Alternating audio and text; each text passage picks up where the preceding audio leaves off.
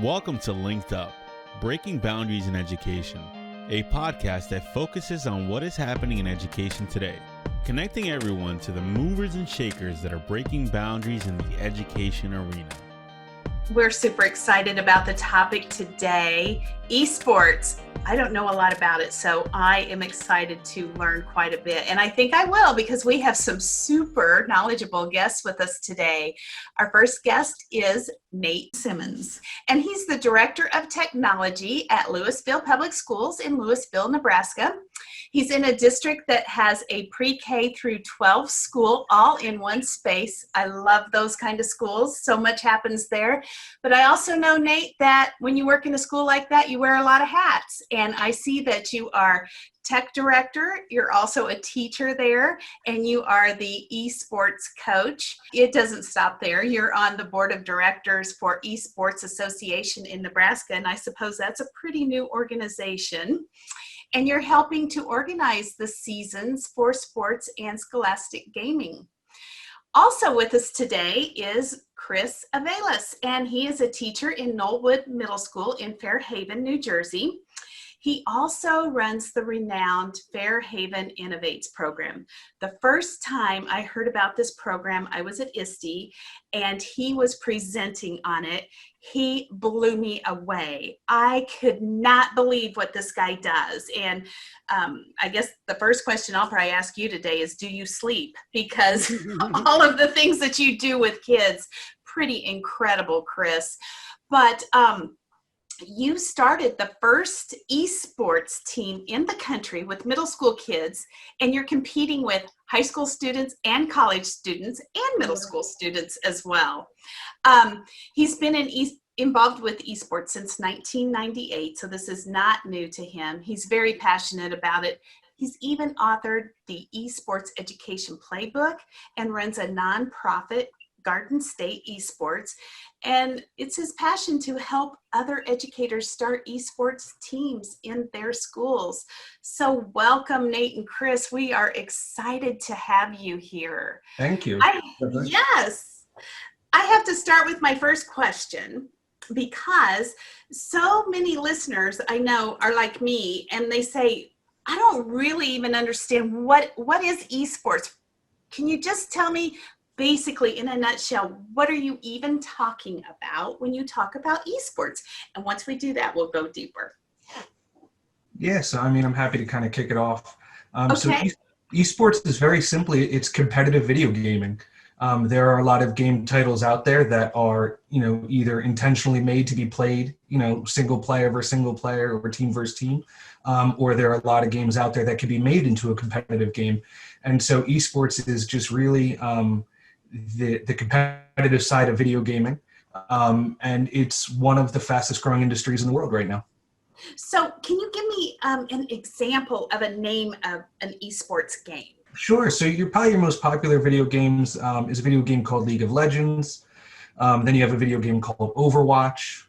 You have a very popular middle school title, which I believe both Nate and I play, is Rocket League, which is basically soccer with cars. You have every teacher's favorite game, Fortnite. You have games like Hearthstone. You have sports games like FIFA and Madden. You have card games like Hearthstone and Magic the Gathering. So there's definitely games out there to cater to every taste. Do they change every year? Do you get new games every year, or do they kind of stay the same, Nate?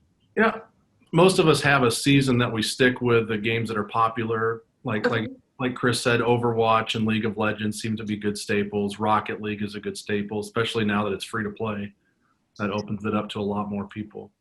You mentioned a season. So how do seasons work? And then also, how did you get involved in this? I mean, Chris is in New Jersey, Nate is in Nebraska, but yet you know each other through this esports world, which I didn't know about that when we booked the two of you. So I think that's pretty funny. So can you explain how you got involved, how anyone can get involved, and then also about the seasons, because I was curious about that. Yeah. So seasons, I can't speak to every esports group, but most of us have a fall and a spring season. Okay. So it goes between certain dates, and at some point we have a championship where we bring those top teams together and compete together. So in Nebraska we have our own seasons that we run. And right now we're in the middle of our fall season. So, so that's what our seasons look like here. Most of us will finish up before Christmas. I know some other groups will finish up after Christmas with that first season. And then if there's no COVID happening, we get to have a spring season. Okay. Are you having a season now that COVID hit, or can you still have it? We're still actively participating. One of our schools just had an in-person tournament, and there were some social distancing things that had to happen. But I mean, what better way to have a social distance thing than that you could put kids in different rooms? You can really spread out kids doing esports. So, I'm working with my kids remotely to have our esports season. So even though my kids are at home, it doesn't stop our season because we can line up our matches and everybody can play from home and stuff like that. So we definitely are continuing our season. And I think maybe the easiest way to think about it is esports is really not different than a traditional sport. Here in New Jersey, my background, I played football, wrestling, and track, and I played rugby in college, and I've coached, varsity sports here for 15 years. The exact same way, that I set up and run my wrestling seasons are the same way that I now run my esports seasons. Right. So I think that's one thing for listeners who are interested in esports and interested in getting started is understanding it's really not that different, especially when you talk about the benefits of esports.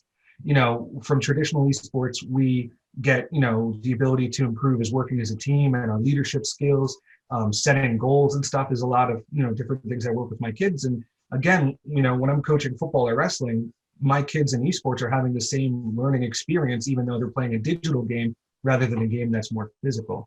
And then, so Nate and I do know each other, and we definitely want to give a plug for where we met. Nate and I are both Scholastic Fellows for the North American Scholastic Esports Federation. And so they're a fantastic organization who are doing work on a global level when it comes to bringing esports to the classrooms. And so Nate and I, who had programs, were tapped by NASEF to come aboard and really help mobilize the United States. And since then, they've brought in Mexico and England and a bunch of different countries. And so it's definitely an international movement. Nate and I are, super excited to be part of that. And so we know each other pretty well. This is fascinating. I love hearing that kids can still participate because I think that's so important that they are still, working with their friends and participating in a sport. Before we go on to some of the values of esports, I just want to back up just a little bit and talk about if I were in a district that wanted to start an esports program, what are some of the investments that I need to make, and what do I need to think about as I get started in this program? Do I have to buy uniforms? Is that a dumb question? What kind of equipment do I have to buy? What do I need? So a lot of people who come to esports start with that question: what does the investment look like, and what is the technology that I need? And there's a lot of ways to answer that question because districts all come from a different space.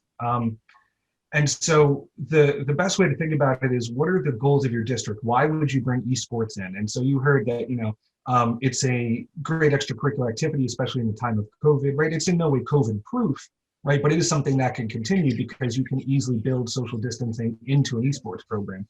Are you going to use it to help motivate students by tying in GPA, attendance, and behavior in schools? Or are you in a district where it's actually more important to have kids in front of a role model, like Nate as a coach, and have contact time, and get the kids in there? So maybe tying GPA and attendance isn't the best because when kids are there, right, you want them to hang out with somebody like Nate. So it's really first thinking about what your goals are going to be. And then understanding, unfortunately, there are some tech equity issues when it does come to esports, but there are ways to work around it. And I'll give you an example. With Garden State Esports, which is the nonprofit I started, one of the things that we help districts do who are not in a situation maybe to buy laptops if they need them or they don't have laptops, one of the things we work with them on is you can do a bring your own device kind of program. So for instance, Rocket League, which Nate and I were talking about, is a game that has something called crossplay. If you're on an Xbox, you can play people on a Switch or you can play people on a PC. And so there are a lot of schools I worked with who will either allow students to bring in an Xbox, the PTA or somebody will buy an Xbox for the team, Coaches bring in their own Xboxes. And so you can have, a small team using a kind of bring your own device method. Of course, ideally, laptops are fantastic, and I'm very lucky in my district to have laptops. But part of the pitch of getting the laptops were, what if I told you that we could have a top-notch STEM program with these cutting-edge computers that allowed us to do 3D design, video editing, game design, and stuff like that, which is what I use them for during the day. And then magically they transform after school, right, into the eSports laptops. And especially now with, COVID going on, a lot of districts are having success that I've been working with, either repurposing some of their athletic budget, even if it's just the athletic travel budget, because a lot of seasons, at least here in New Jersey, are canceled. And, they're making an investment not just in their STEM program, but also bringing eSports, to their schools. So when it comes to equipment, there's always going to be, teachers have done so much with so little for so long, right? We could basically do anything with nothing.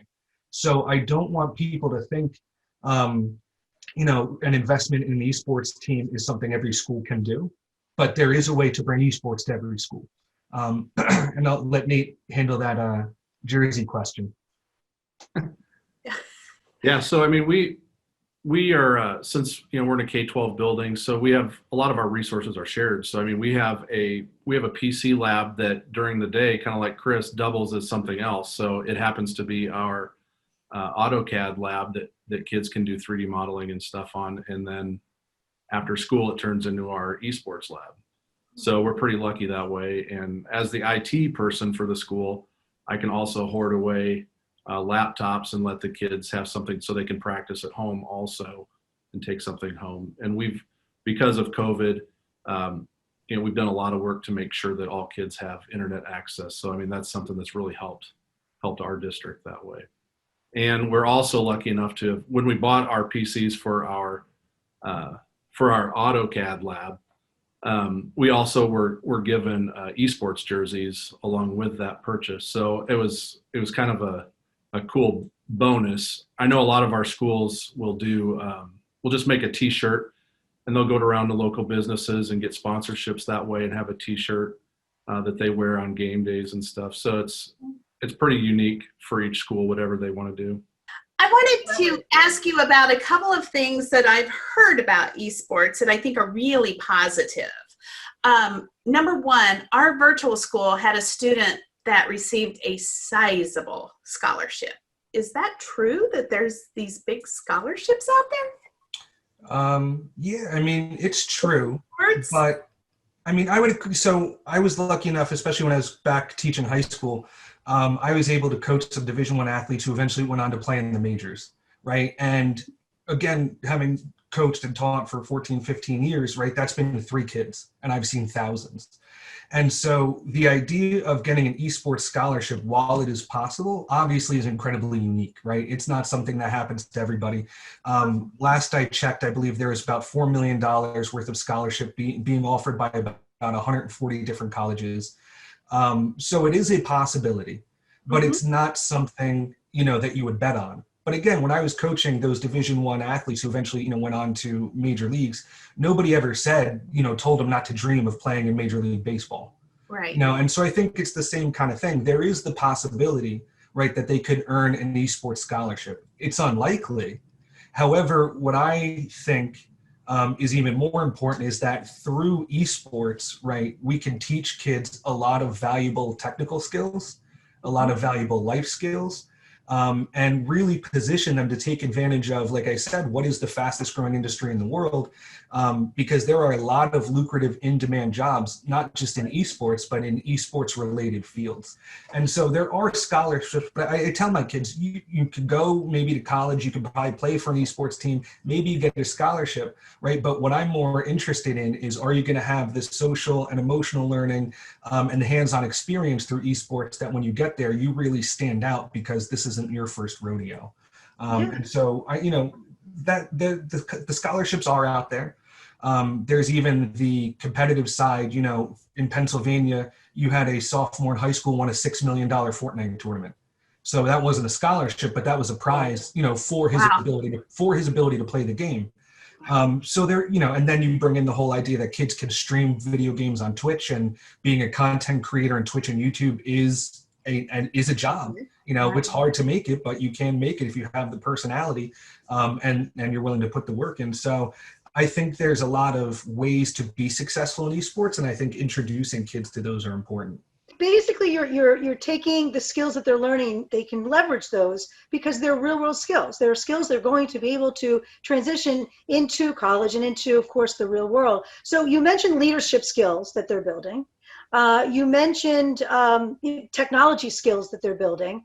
What other skills are involved that they are going to reap the benefits of through esports? I mean, even just when we have practices, I bet probably almost every practice we've got some technical issue that's happening, either on a computer with headphones, with a mouse that's not working, a keyboard that doesn't work. So I mean, on a very basic level, they're learning how to troubleshoot things on their own when a problem happens. And being in a K-12 environment like this, kids like to find the fast answer, and they like to find somebody that will do it for them and answer for them. And something like this provides them an opportunity to troubleshoot their own things, even like a hardware issue, or maybe you're streaming a match and all of a sudden the sound stops working. So rather than the teacher coming over to fix it, the kid will learn how to fix it. So it's empowering them. It's making them be independent and think ahead, self-sufficient. So those are really great, again, life skills that are so important. I really like too, Chris, when you touched upon the leadership skills that are being built. I mean, they are part of a team. They are leaders. I love the global connections that are being made. How many countries do you know are involved, or even you compete with? So it was funny, when I started my middle school team, there was nobody else for us to play. So I actually reached out to Rutgers University here, and our first few matches were against Rutgers. And then I called on a close friend of mine and co-founder of Garden State eSports, Steve Isaacs, another teacher in New Jersey. He had a video game club, and I asked him to put together, a competitive team. So then we played him. We posted about it on Twitter, and then all of a sudden this guy from Pennsylvania is like, I want a team too. So then we played across states, Pennsylvania. We played some West Coast teams. We played a school out in New Mexico, and as things started to grow, we actually planned our first international match. We were supposed to play a team from Finland, but my wife decided giving birth was a better idea, and I wound up canceling the match.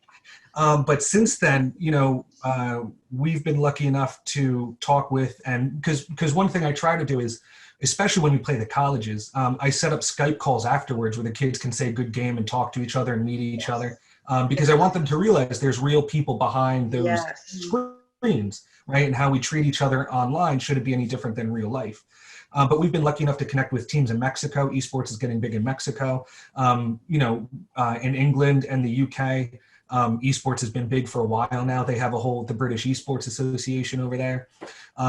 I recently got an email from a teacher in Saudi Arabia who asked if he can join our middle school Rocket League because they want to play, but there's nothing out there for them. So we allowed him to come in.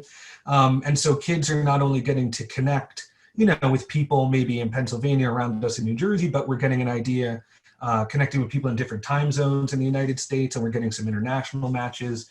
So it's really exciting just to be able to bring in colleges, high schools, middle schools. One of the things I wanted to do is I wanted to see if I can get some of the pros to play us, because a lot of times your kids think they're the best.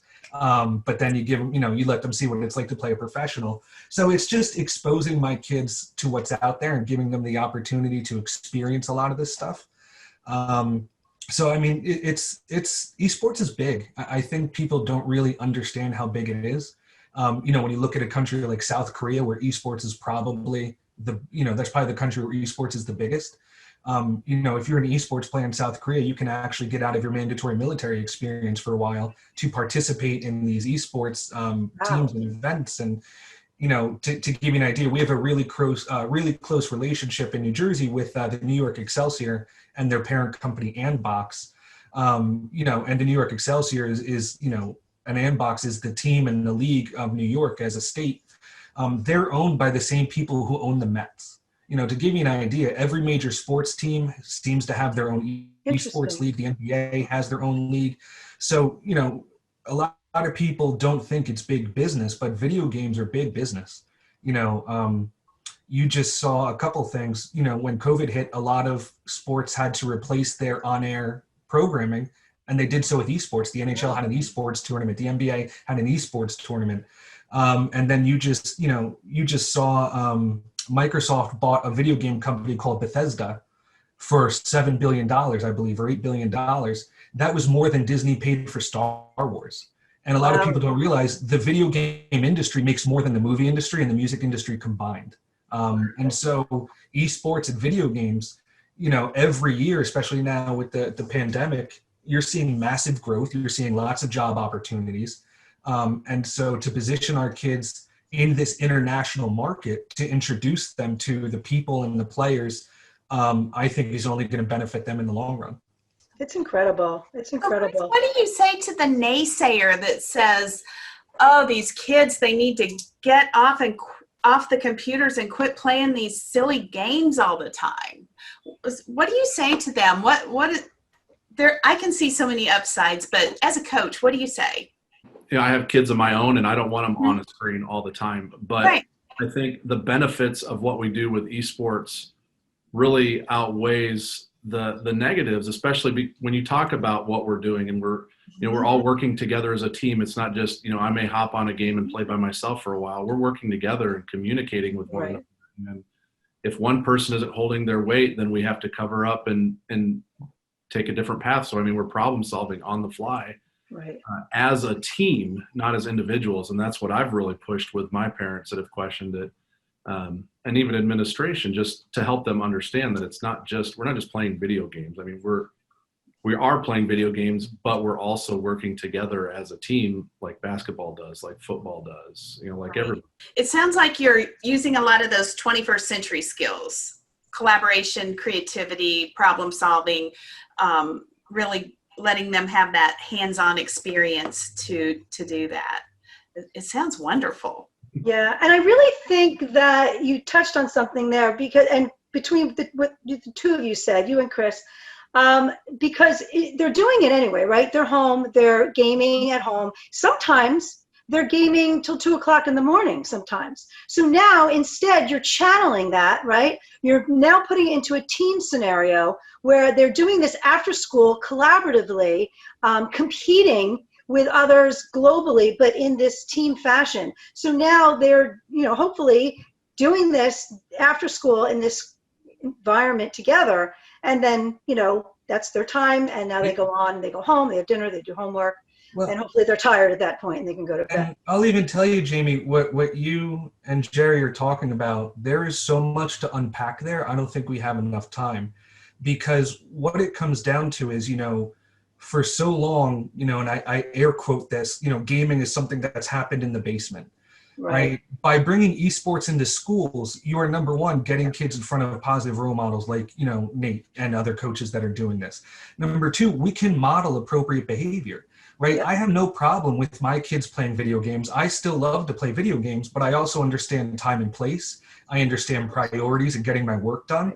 And, going back to Jerry, like you were just saying, how do you convince people? Well, my board of ed, was not sold, but luckily they trust me enough to kind of let me run with the program and gave me a pilot season. And I'm very targeted about what I do with my students. Through Garden State Esports, we've actually written a whole curriculum for coaches to use with their kids. And one of the things we focus on is health and wellness. Believe it or not, we actually stretch, we exercise at practice, right? We talk about proper nutrition and diet. We talk about how sleep affects the body. And what I've noticed is, a lot of my kids' eyes have glazed over, both in traditional sports and in esports, when I've tried to tell them, about eating right. And I've tried to talk to them about sleep and stuff like that. But I have found that, especially through esports, when you frame it as peak performance, right? Are you operating at peak performance? Now, all of a sudden, kids going, well, wait a minute, what does peak performance mean? Well, look, if you're not getting 8 hours of sleep, if you're not eating a good, healthy meal in the morning and before practice, right? And you talk about the ways those have effects on how you play. Now, all of a sudden, the kid's interested, not because, they're doing it because they want to be healthy, which Right. maybe it'll transfer over to being healthy eventually, but they want to be good at the game. And a lot of times, my traditional athletes, my esports athletes, they're looking for any edge that they can get. So when you start to frame things around peak performance, and we talk about how, one of the things I stress to my kids, you should be off your screens 2 hours before you go to bed, because blue light affects your ability to fall asleep. And when I present that information to them and I tell them, now all of a sudden you went from 8 hours to 6 hours, and you look at your phone in the middle of the night when you wake up, and now you can't go to bed for 45 minutes, and you're tired in the morning, and you have a game in the afternoon. The only thing you ate was a bagel with cream cheese and a Monster energy drink. And then you wonder why you get to practice, you're tired and your reaction time is slow, right? It all comes back to operating at peak performance. And for me, right, that's what esports is all about, is teaching kids things that we want them to know through something that they care about, right? And so I think that's a really valuable aspect of esports. And one of the ways that I sell people who are not sold on it is, this is the vehicle to get your kid off of video games, is to have them play esports, is to get them, into my program, where I tell them, you need to have your homework done. I personally choose to have GPA tied to my team. Not that that's right for everybody. And so they know if they're not getting the job done in school, that they're also not going to be starting for me, when we play our match on Thursday. So all of these things that people are worried about can be fixed, can be improved through helping people, helping kids, be a part of an esports team that touches on those things. So you touched on so many things, and actually so many connections to other podcasts that we've had as well. And it's so important. What you said is, it's not something that we're doing in isolation, but you're authentically integrating those concepts, again, things that they need to live their lives well. You're integrating it into what motivates them. And so it really, it makes it meaningful to them, instead of something that, like you said, is just going to be glazed over. It's so important, so important. And what I also found very important was these 21st century skills that are all embedded in here, so many. And when I used to teach in the 90s, I did collaborative internet projects with other schools in other countries. And instead of just jumping in and doing the project, taking the time to learn about those people. And just as you said, it's not just this screen that you're working at, but instead you are working with others. And so making that connection is so important, and making the time for that is. And I think that's really such a huge benefit. Plus, it's going to have a ripple effect on their lives, for sure. So you guys were fellows, and that's how you kind of really evolved. Nate, what else can people do? They want to get started. They're really motivated by what the two of you have said. What do they do first? You got to have kids that want to do it. So, Right. I mean, you got to reach out to your students and see who's interested. Start talking to administration, talk to parents.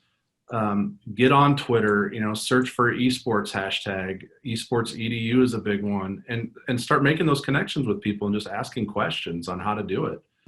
Chances are there's probably a school down the road that is doing it already, and you never knew about it. So, I mean, it's just reaching out and finding those resources. Great. And then your nonprofit, Chris, has curriculum embedded. So that's just another layer to this that really amplifies the benefits. And what is your website? Yeah, so if people need some support and they want to head over to gsesports.org, Garden State Esports, gsesports.org. We have a social emotional learning curriculum. We have a CTE curriculum. We're happy to connect and help you get started. We have IT people on staff who speak IT and can talk to your IT team to get that stuff, right? Because that's a big roadblock. A lot of people forget the importance of IT. Right? And you need to give IT enough runway to get everything set up for you. We have a step-by-step guide on how to activate. We have a step-by-step guide on what you need to do to get your program up and running. I would also check out the North American Scholastic Esports Federation, NASIF.org. They are our parent organization, right? So they kind of run things on a global level. Garden State Esports, we run things in New Jersey on the state level. I have a book coming out in November called the Esports Education Playbook, which again is part how to start a team, and the other part is how to have benefits. And I have a free guide up on my site, that you can read So, I mean, I have a lot of resources. Nate is a fantastic resource. NASEF is a fantastic resource. One thing that you'll find about the eSports EDU community, which is important, like Nate said, hashtag to check out on Twitter. That's probably the place where I would start, to connect with the coaches and the players and everybody involved in this. But what's fantastic is the community is so welcoming and so caring and so passionate that, even if you know nothing about video games, because that's what we're finding. We either have people who, like Nate and I, love video games and we're passionate about gaming and our students, or we have coaches who are like, I know nothing about video games, but my kids came to me and asked me to start this, so I agreed and I know nothing, can you help me? It's usually one of the two extremes, but you're going to find somebody in this community to connect with who's, on the same road that you are, and everybody in the eSports EDU community is fantastic. And then you can just register for a league then. Is that the way it works? Or I mean, it's not even about registering. One thing I would encourage schools to do is, there's some nonprofits out there, and their bottom line is to shareholders and not students. One of the reasons I think Nate and I got involved with NASEF is they're a nonprofit. They are student first, student centered. So I would highly suggest anybody listening, before you sign up with some of these, multi-million-dollar for-profit companies, see if you have somebody like Nate or somebody like myself who have a statewide association or a regional association. There's some forward-thinking states that have even legitimized this through their actual, state athletic commission that runs high school sports. Okay. So there's a lot of nonprofit and nonprofit organizations out there like NASEF, like what Nate and I are doing. As teachers, we want to put our kids first, and so I always encourage, before you go with these for-profits, make sure you check, because you never know what you're signing up for with them. Whether they're selling data, they're charging one price and then they switch it up next year, and that's a big concern that we have in the esports world. Is a lot of this, I guess, it's almost like the Wild West. A lot of people are coming in, making promises, taking money, and then leaving you high and dry. But with organizations like NASEF and Garden State Esports and what's Nate's running out there, I would say look for teachers who are doing this and look for leagues that are run by teachers. And if you can't find one, start learning. And we're happy to help you learn how to do that too. Great. You have shed so much light on this today. This has been so fascinating and so much fun to hear just how deep this is. I had no idea how much you both have put into this. This is really deep work, and you're doing so much more than just the sports with the kids. You're building the character. You're giving them the life skills. You have sold me. I wish I could join. It is fabulous. I know you've sold Jamie as well. Yeah, very exciting. And we'll make sure that whatever resources you have, we will attach to yes.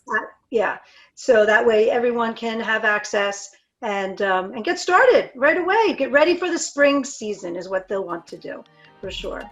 All right. We like people that are breaking boundaries, and I think you two are out of bounds. You are really breaking boundaries, and we appreciate the work you're doing. I really appreciate the way you are so open to share with other educators and to get them on board and get started. So thank you so much for the work you're giving to the profession. So important. Thank you for having us. Thanks.